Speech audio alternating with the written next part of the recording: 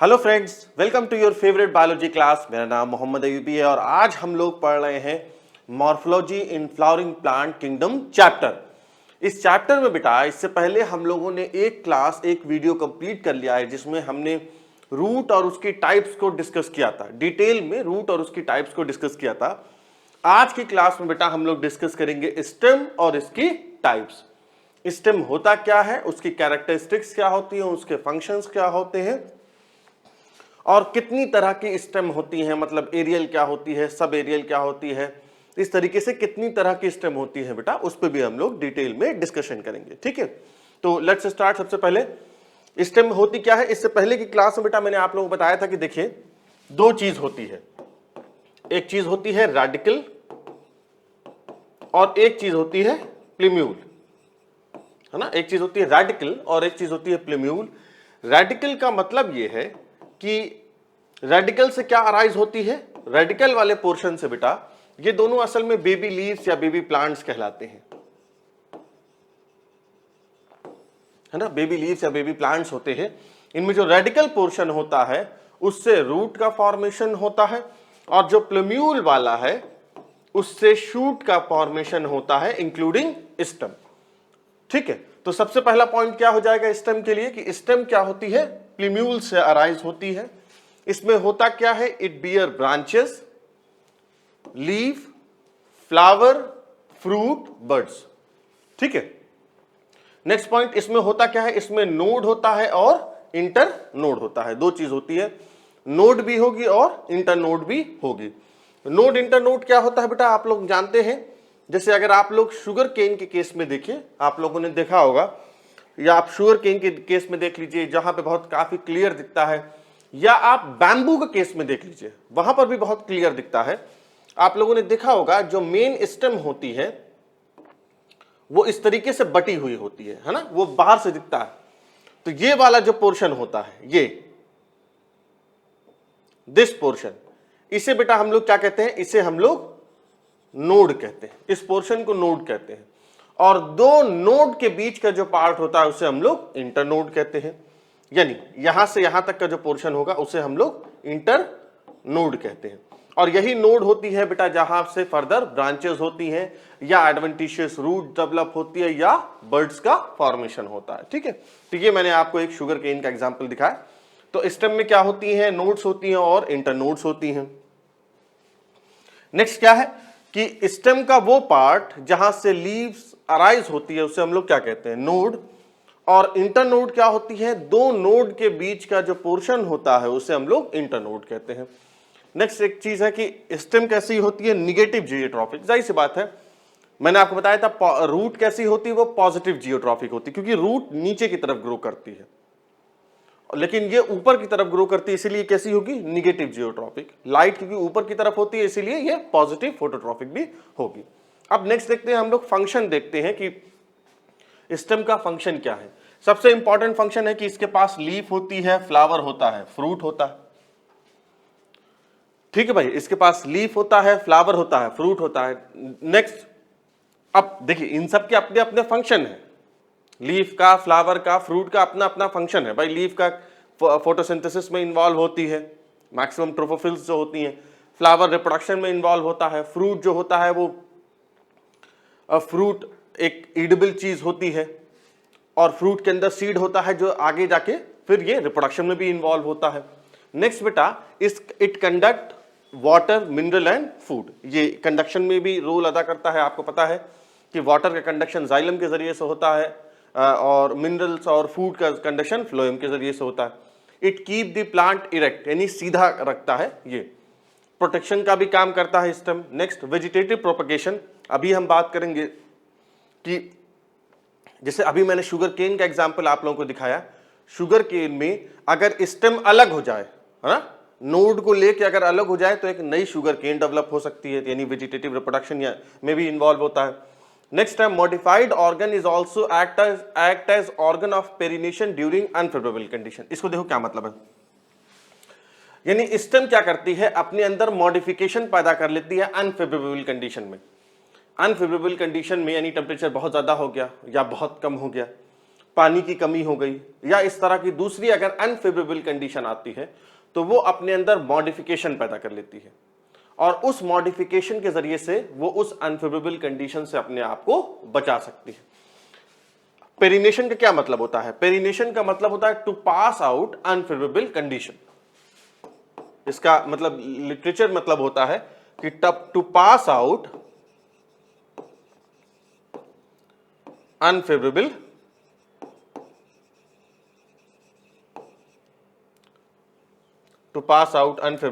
Condition. ठीक है बेटा, यानी स्टेम के अंदर एक खासियत होती है कि अगर अनफेवरेबल कंडीशन आता है तो ये अनफेवरेबल कंडीशन को भी क्या कर सकता है, ये अनफेवरेबल कंडीशन में ये अपने आप इस तरीके से मॉडिफिकेशन कर लेगा ताकि अपने आप को वो बचा सके। ठीक है, अब हम नेक्स्ट उसमें चलते हैं। अब स्टार्ट करते हैं टाइप्स ऑफ स्टेम। कितनी तरह की स्टेम होती है, कौन कौन सी स्टेम होती हैं? तो सबसे पहले उसमें आता है हमारा अंडरग्राउंड स्टेम, यानी वो स्टेम जो जमीन के नीचे रहती है। देखिए, आमतौर पर हम समझते हैं कि जमीन के नीचे जो रहती है उसे रूट कहते हैं, लेकिन ऐसा होता नहीं है। बहुत सी ऐसी स्टेम्स होती हैं जो होती जमीन के अंदर है ना, लेकिन वो स्टेम होती हैं। तो उन्हें हम लोग 3 ग्रुप में डिवाइड करते हैं। सबसे पहले अंडरग्राउंड, सब एरियल और एरियल मॉडिफिकेशन। उसमें सबसे पहले हम लोग क्या पढ़ेंगे बेटा? उसमें सबसे पहले हम लोग पढ़ेंगे अंडरग्राउंड मॉडिफिकेशन पढ़ते हैं। इसमें पहला एग्जाम्पल है राइजोम। बेटा, इसके एग्जाम्पल बहुत ज्यादा इंपॉर्टेंट है, आप एकदम अच्छे तरीके से याद कर डालिए इसके एग्जाम। इसके एग्जाम्पल बहुत ज्यादा पूछे जाते हैं। ठीक है, बहुत ज्यादा पूछे जाते हैं। तो इसके एग्जाम्पल सारे, यानी राइजोम, ट्यूबर, कॉम, बल्ब, ये सारे एग्जाम्पल आपको एकदम रटे होने चाहिए। बहुत ज्यादा पूछा जाता है, मैच द कॉलम करके ऐसा क्वेश्चन मेडिकल में पूछा जाता है। तो राइजोम का एग्जाम्पल है आपका जिंजर है, टर्मरिक है, लोटस है एंड बनाना है। ठीक है, बनाना। नेक्स्ट है ट्यूबर का। ट्यूबर का एग्जाम्पल है पोटैटो। ट्यूबर का एग्जाम्पल है पोटैटो। अब आपने ये, जैसे पोटैटो है, आपने देखा होगा आलू। अब आपने पोटैटो में इस तरीके से, ये पोटैटो मैंने बनाया, ये इसमें आपने इस तरीके से उसकी आई देखी होगी, आंख कहते हैं। ये वाला पोर्शन जो है इसे आई कहते हैं बेटा, ये नोड है। ठीक है, वो नोड होती है। बात समझ में आ गई? ये आई वाली पोर्शन बेटा, इसे हम लोग नोड कहते हैं। अच्छा, आलू के लिए एक और बात बता दे रहा हूं कि अगर मान लीजिए, ये देखिए, ये जो ट्यूबर जो आलू है, ये वेजिटेटिव रिप्रोडक्शन भी करता है, वेजिटेटिव प्रोपेगेशन भी करता है। कैसे? अगर मान लीजिए आलू को आप कट करिए और इस तरीके से कट करिए कि इतना पोर्शन कट हो जाए, ऐसे, यानी एक आई आ जाए, और अगर आप इतने पोर्शन को अगर आप ग्रो करा देंगे, इतने पोर्शन को, तो एक नया पोटैटो डेवलप हो जाएगा।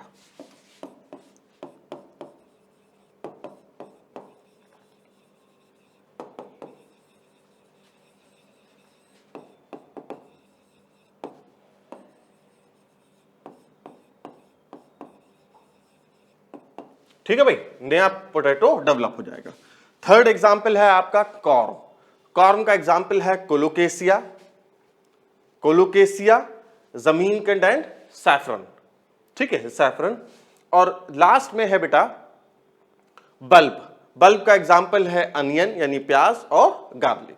तो ये सारे आपके अंडरग्राउंड मॉडिफिकेशन इंपॉर्टेंट है, उसे आप लोग याद कर लीजिएगा।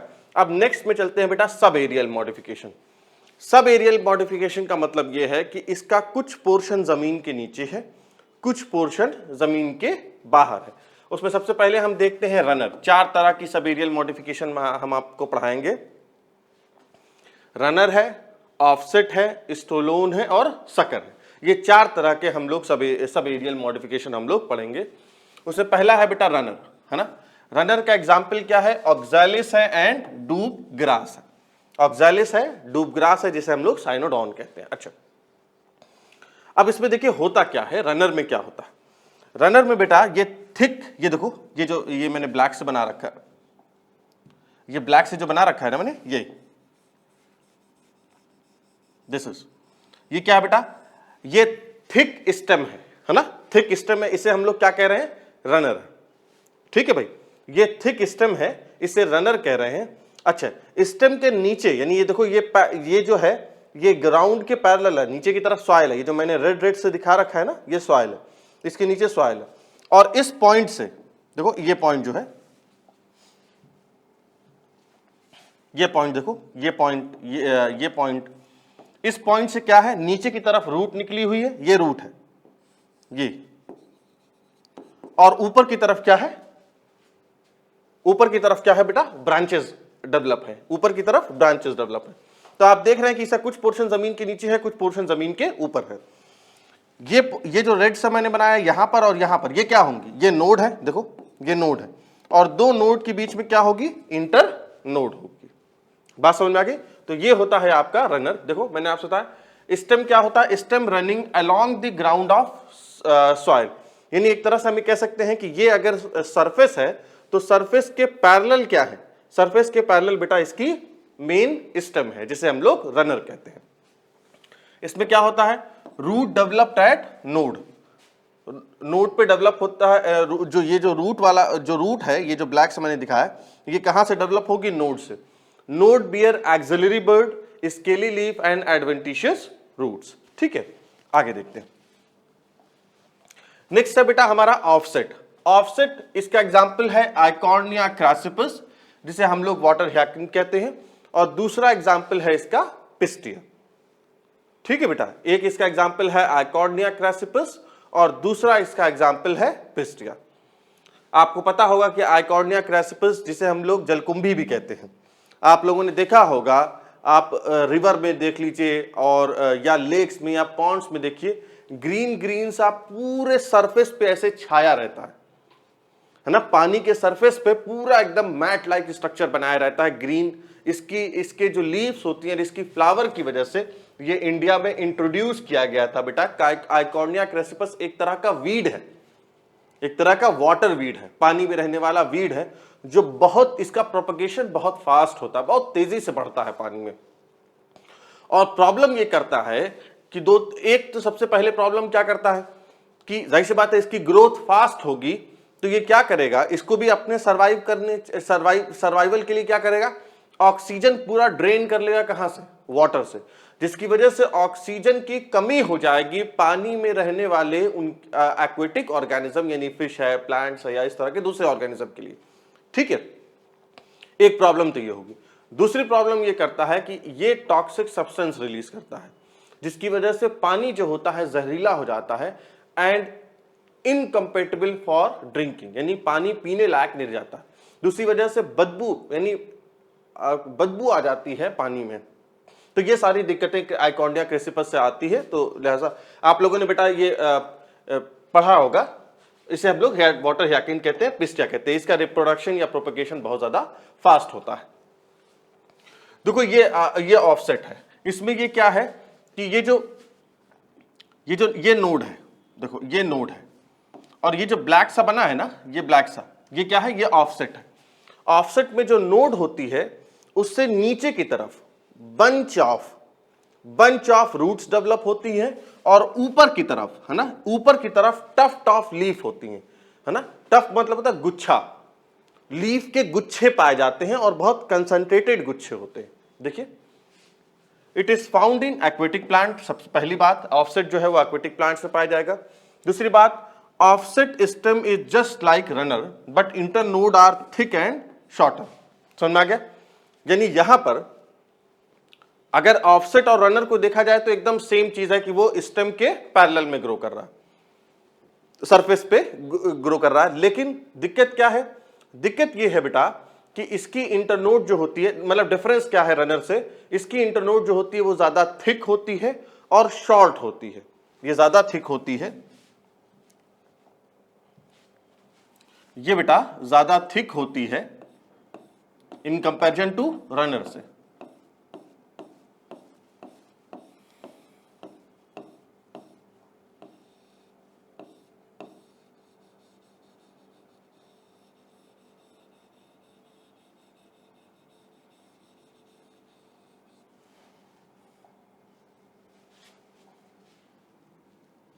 है ना, ये रनर के मुकाबले में बेटा ज्यादा थिक होती है और शॉर्ट होती है। नेक्स्ट क्या है, टफ्ट ऑफ लीफ अबव, यानी मैंने अभी आपसे बताया कि लीफ के गुच्छे होते हैं ऊपर की तरफ और नीचे की तरफ क्या होती है, रूट जो होती है वो नीचे की तरफ होती है। समझ में आ गया? तो ये होता है ऑफसेट। सॉरी, नेक्स्ट अब हम चलते हैं, नेक्स्ट है हमारा स्टोलोन। स्टोलोन क्या होता है? स्टोलोन का एग्जाम्पल है जैस्मिन है, मिंट है, स्ट्रॉबेरी। मिंट मतलब जिसे हम लोग मेंथा भी कहते हैं, है ना, मेंथा भी कहते हैं, मिंट। अब आप देखिए इसमें क्या होता है, ये जो स्टोलोन जो होता है इसमें इस तरीके से होता है बेटा कि सरफेस के ऊपर की तरफ, जैसे मान लीजिए अगर ये सरफेस है, ये सॉइल की सरफेस है, तो ये जो पोर्शन है, ये स्टेम है, ये ऐसे होता है, यानी उसके जस्ट पैरेलल नहीं होता बल्कि डोम शेप में होता है, ऐसे, है ना, ऐसे होता है। देखो ये है, ये स्टोलोन है, ये मैंने एक हाइपोथेटिकल सरफेस दिखाई है ना, ये बेटा स्टोलोन है। इसके नीचे की तरफ सरफेस होगी और ये पॉइंट क्या होगा, ये नोड होगा जहां से रूट और ब्रांचेस डेवलप होंगी। समझ में आ गया? ये आपका स्टोलोन है। और सबसे लास्ट में सकर है, सबसे लास्ट में सकर है। इसका एग्जाम्पल है क्राइसैंथेमम। क्राइसैंथेमम है, it is arises from underground part of stem और root develop at node, it bear leaf. होता क्या है कि देखो ये हम सरफेस से नीचे की बात कर रहे हैं, यानी ये जो मैं रेड रेड से बना रहा हूं ये एक तरह समझिए आप सॉइल है, ठीक है, ये सॉइल है। तो ये जो सकर होती है वो ग्राउंड के नीचे की तरफ पाई जाती है, यानी सॉइल में पाई जाती है, वहां से डेवलप होती है। इसीलिए बहुत से लोग सकर को किस में इंक्लूड करते हैं, अंडरग्राउंड मॉडिफिकेशन में इंक्लूड करते हैं। जो अभी हमने आपको राइजोम, बल्ब, कॉर्न बताया था ना, पोटैटो वाला, उसमें इंक्लूड करते हैं, लेकिन बहुत से लोग इसे सकर में इंक्लूड करते हैं। हम इसे बहुत से लोग इसे सब एरियल में मॉडिफिकेशन में इंक्लूड करते हैं। हम लोग बेटा इसे सब एरियल में ही पढ़ रहे हैं। तो यहां पर इसके अंडरग्राउंड में ही क्या होता है, इसके अंडरग्राउंड पोर्शन में ही क्या होता है, नोड्स होती हैं और उन नोड्स से ब्रांचेस डेवलप होती हैं और रूट का मॉडिफिकेशन होता है और एक नया प्लांट डेवलप करता है। तो ये हो गया हमारा सब एरियल मॉडिफिकेशन। अब हम लोग नेक्स्ट चलते हैं, that is called aerial modification. Aerial modification में बेटा हम लोग 5 तरह का एरियल मॉडिफिकेशन डिस्कस करेंगे। उसमें सबसे पहले है हमारा स्टेम टेंड्रिल। स्टेम टेंड्रिल क्या होता है, आप लोगों ने देखा होगा इस तरीके से बहुत से ऐसे प्लांट जो दूसरे पे सपोर्ट के चढ़ते हैं, है ना, दूसरे प्लांट पे सपोर्ट से चढ़ते हैं।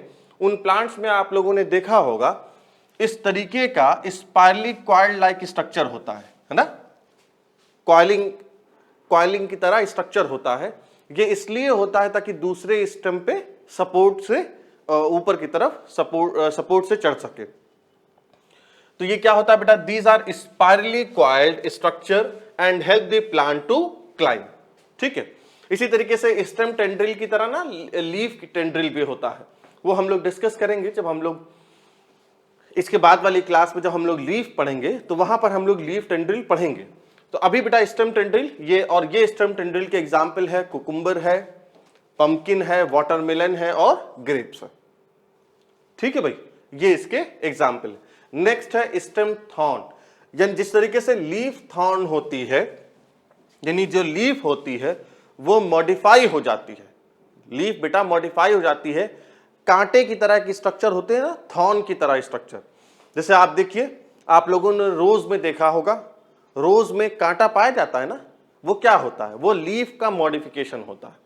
लीफ मॉडिफिकेशन क्यों करती है, ताकि ट्रांसपिरेशन से बचा सके, to reduce the transpiration, that is why leaf is modified into thorn. उसी तरीके से स्टेम जो है बेटा, स्टेम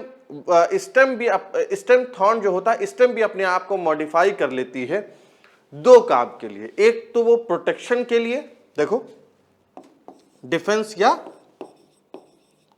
अपने आप के प्रोटेक्शन के लिए, और दूसरा क्या, to check transpiration, to check transpiration. ये दो फंक्शन होते हैं जब स्टेम थॉर्न में कन्वर्ट होती है। इसका एग्जाम्पल है बेटा बोगनविलिया, पोमीग्रेनेट और सिट्रस, ये इसके एग्जाम्पल है। नेक्स्ट पे चलते हैं, फिल्लोक्लाइड क्या होती है। देखिए बेटा, फिल्लोक्लाइड, लफ्ज फिल मतलब होता है लीफ और क्लैड मतलब होता है स्टेम, यानी हम इसको कह सकते हैं कि लीफ लाइक ग्रीन स्टेम,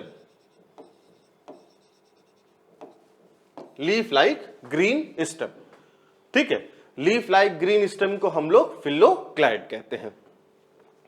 इसमें होता क्या है बेटा कि जो लीफ होती है, जो स्टेम होती है, वो अपने आप को मॉडिफाई कर लेती है into a leaf like structure. जब मैं लीफ लाइक स्ट्रक्चर से कह रहा हूं, इसका मतलब ये है कि ये जो स्टेम है वो फोटोसिंथेटिक हो सकती है।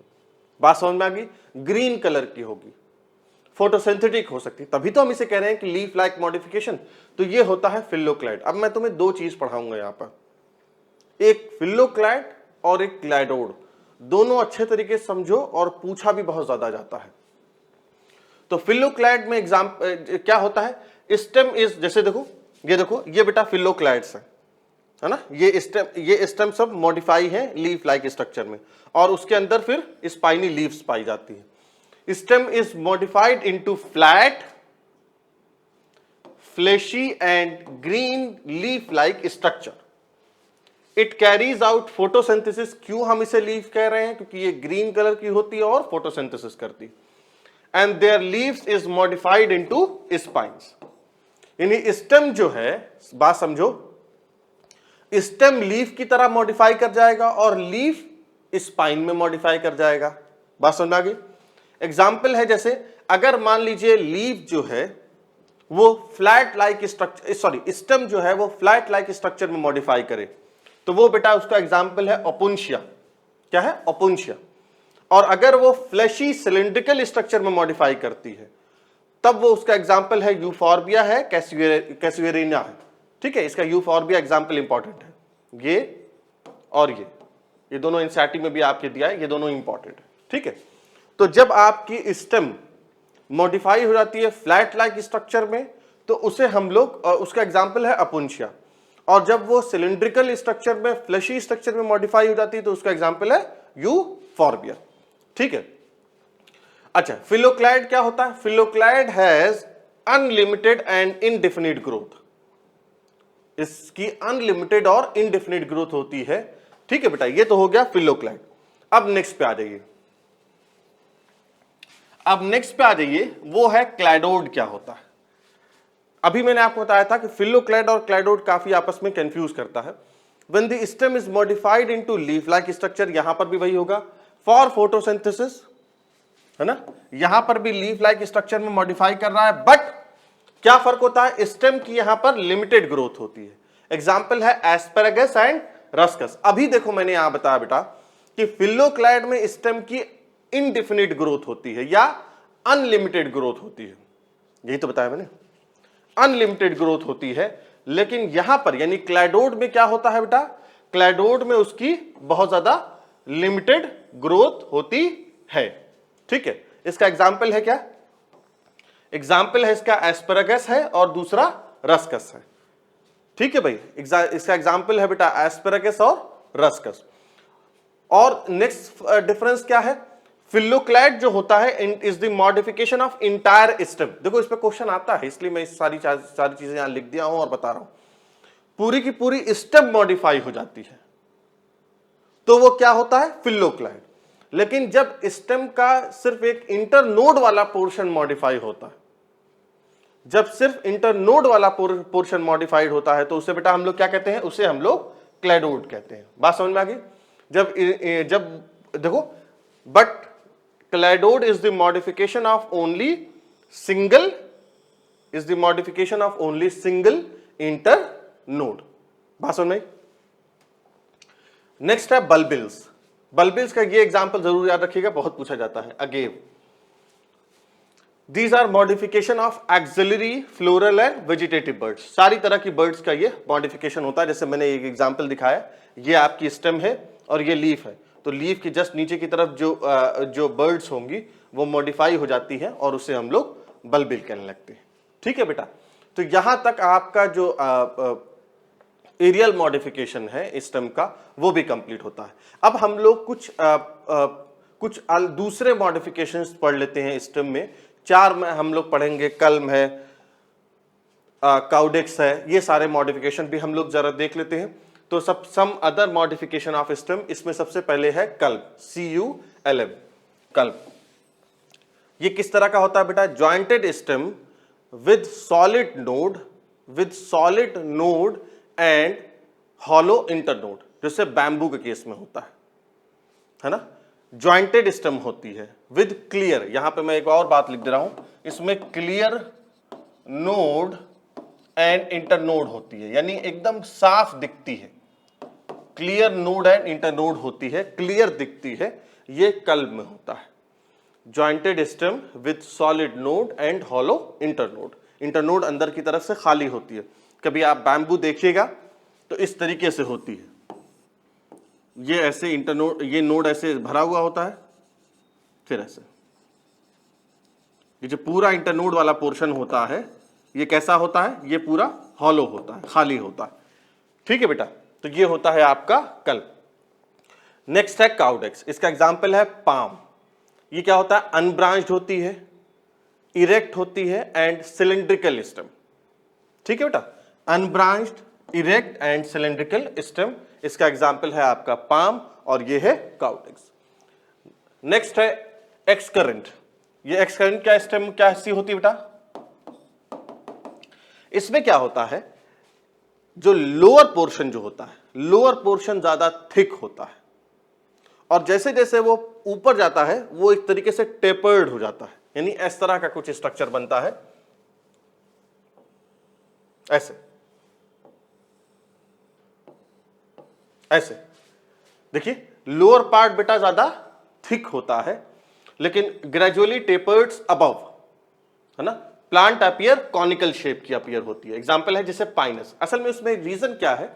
रीजन ये होती है बेटा कि जो मेन ब्रांच है, जो मेन ब्रांच होती है वो रेगुलर डेवलप करती रहती है और ज्यादा स्ट्रांग होती है डेवलपमेंट में बनिस्बत की ब्रांच के मुकाबले में, लैटरल ब्रांच के मुकाबले में जो मेन एक्सिस होती है उसमें डेवलपमेंट ज्यादा होता है। ठीक है, उसमें डेवलपमेंट ज्यादा होता है। तुम ये सुन लो, एक्सकरेंट स्टेम में क्या होता है कि जो मेन एक्सिस होती है उसमें डेवलपमेंट ज्यादा होता है ना। या ऐसे कर लो, growth of main axis, growth of main axis is more than lateral branches. इसी की वजह से प्लांट का क्या शेप कैसा होता है? कॉनिकल शेप का होता है। लेकिन अगर मैं डी करंट की बात करूं, डी करंट एक स्टेम बेटा इसकी जस्ट अपोजिट होती है। उस यहां पर क्या हो रहा था कि मेन ब्रांच की ग्रोथ ज्यादा हो रही थी बनिस्बत की लैटरल ब्रांच की, लेकिन एक्स डी करंट स्टेम में क्या होता है, वहां पर लैटरल ब्रांच की ग्रोथ ज्यादा होती है बनिस्बत की मेन ब्रांच से। इसीलिए प्लांट का अपीयरेंस कैसा होता है? डोम शेप्ड ऐसा हो जाता है। देखो, growth of lateral branches is more than main axis, growth of lateral branches is more than main axis.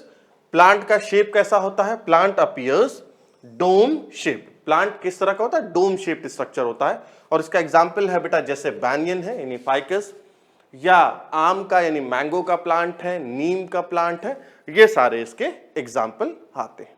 तो ये हो गया बेटा आपका स्टेम। स्टेम हमारा पूरा कंप्लीट हो गया और उसके टाइप्स भी हमारे कंप्लीट हो गए। आपने नोट्स कंप्लीट कर लिया होगा, बना लीजिए नोट्स, इसे याद कर डालीजिए और क्वेश्चन भी लगाइए। बार बार बेटा मैं कहता हूं आपसे बार बार कि क्वेश्चन ज्यादा से ज्यादा सॉल्व करिए। जितने ज्यादा क्वेश्चन सॉल्व करेंगे तो उतना ज्यादा आपको कॉन्फिडेंस पैदा होगा, उतना ज्यादा कॉन्फिडेंस पैदा होगा। और जो एग्जाम में जो निगेटिव क्वेश्चन हो जाते हैं ना, जो बहुत बच्चे ये शिकायत करते रहते हैं कि हमने पढ़ के तो पूरा गए थे, याद करके गए थे अच्छे तरीके से, लेकिन निगेटिव बहुत हो जाता है। तो उसका एक बड़ा रीजन ये होता है, बहुत से रीजन आते हैं निगेटिव होने का, कि एक रीजन ये होता है कि बच्चा ध्यान नहीं देता है। पहली बार भी 15 क्वेश्चन निगेटिव हुए तो दूसरी बार भी 15 हुए, वो ध्यान नहीं देता, यार पहली बार 15 हुए तो इस बार कोशिश करेंगे कि वो 10 हो, अगली बार कोशिश करेंगे कि 5 ही निगेटिव हो, ध्यान नहीं देता है। दूसरा एक इंपॉर्टेंट चीज ये है कि बच्चा बेटा जो हमारा स्टूडेंट होता है वो ऑब्जेक्टिव क्वेश्चन कम सॉल्व करता है, जिसकी वजह से जब मेन एग्जाम में बैठता है तो उसके निगेटिव ज्यादा हो जाते हैं। तो इसीलिए मैं आप लोगों से हमेशा गुजारिश करता हूं कि जो भी मार्केट में किताब अवेलेबल या जो आपको ठीक लग रही हो उस किताब से आप लोग क्वेश्चन लगाइए। स्टेम बेटा मैंने पढ़ा दिया, रूट मैंने इस चैप्टर में पढ़ा दिया, morphology in flowering plant chapter में आप पूरा क्वेश्चन लगा डालिए, इसका नोट्स बनाइए, इसको याद करिए और अच्छे तरीके से आप लोग पढ़ते रहिए। ठीक है, so thank you for watching my video.